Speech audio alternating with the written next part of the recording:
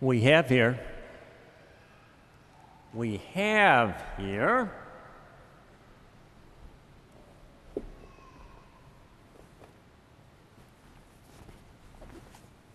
a backpack for a small person.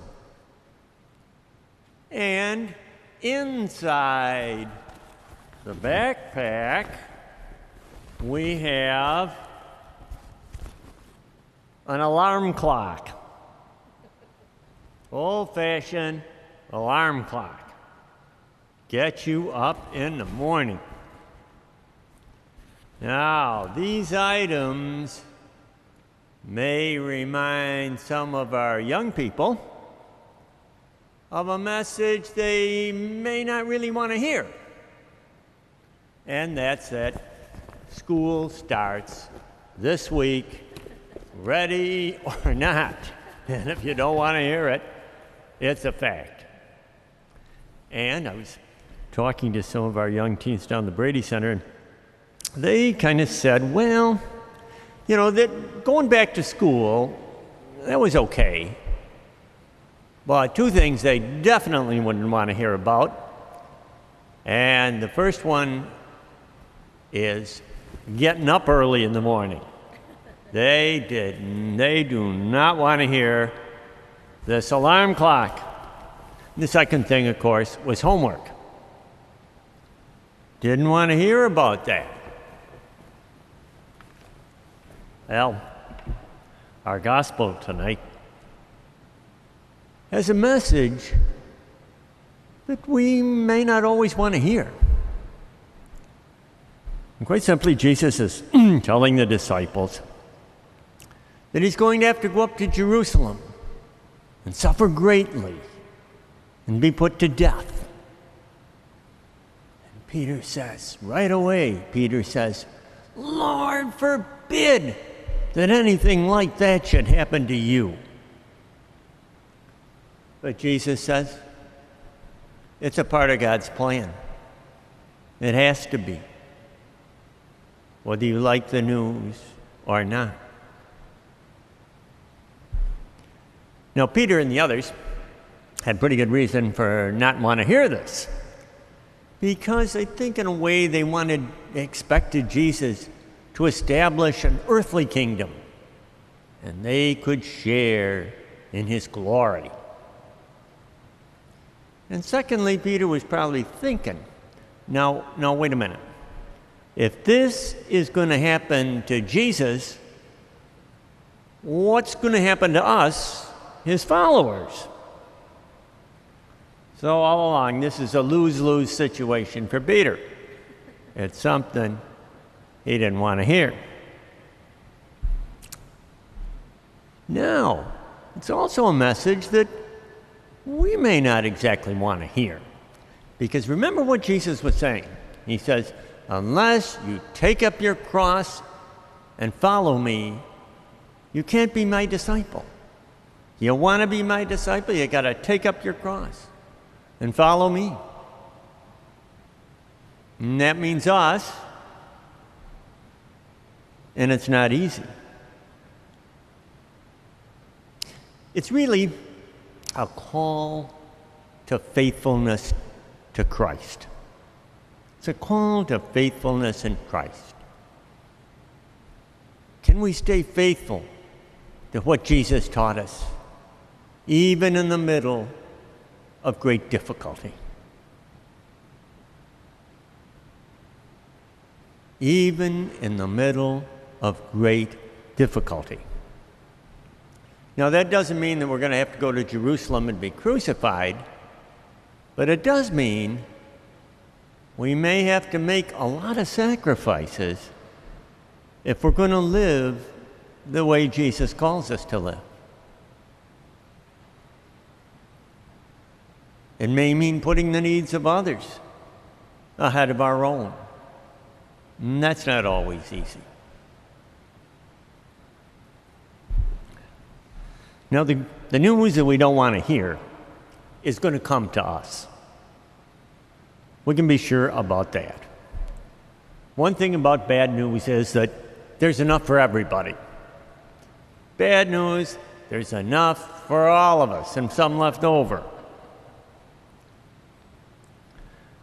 Earlier this summer, I buried a relative of mine. And the bad news started to come in some years and months back, that her cancer had moved from one part of her body to a whole new place. Not good. Something we didn't want to hear. And then the news, as the tests went on, that the cancer was spreading. News she didn't want to hear, we didn't want to hear. And in the end, it did take her life. And all her family could do was be present to her in whatever way possible and certainly keep in contact, be supportive. But the news was there. Now let's stop and think of news in our own lives, serious news that we may not have wanted to hear. Think of news you really did not want to hear. Let's take a minute and do that now.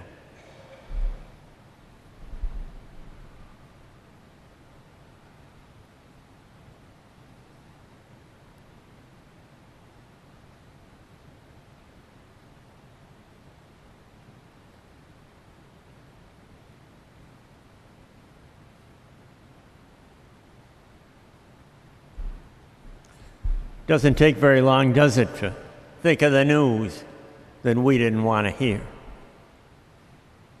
But the news was there. The challenge for us, though, is how do we respond to that news we didn't want to hear? Can we summon up the courage to take up our cross, as Jesus called us to do? Can we make the sacrifices to serve the needs of those around us who may need our help? How do we respond to the news we didn't want to hear? Now, you may have heard of a priest who served this area, the neediest of people, in this area, really right around Cathedral and Cathedral Parish, and that was Father Charles Brady. And Father Brady served that area and those in need for over 30 years. And he used to tell the people, look, I may not be there for all your parties, but I will be there for you when the going gets rough. And he was there. Maybe that could be the challenge of us this afternoon. Can we be there when the going gets rough for those around us? Now, we've talked a lot about bad news, right? So let's finish up with some good news. And the good news is very simply that we don't have to do all this on our own, because we couldn't possibly do it.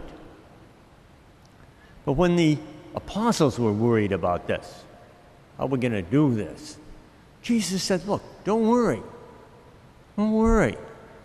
I'm going to send my Spirit upon you. You can do it. Trust me. I'm not going to leave you orphans. And the same promise is there for us. So let's figure, just remember now as we prepare to share in the body and blood of Christ, the final promise of Jesus. He said that in the end, I'm going to return and reward each of you for your good conduct.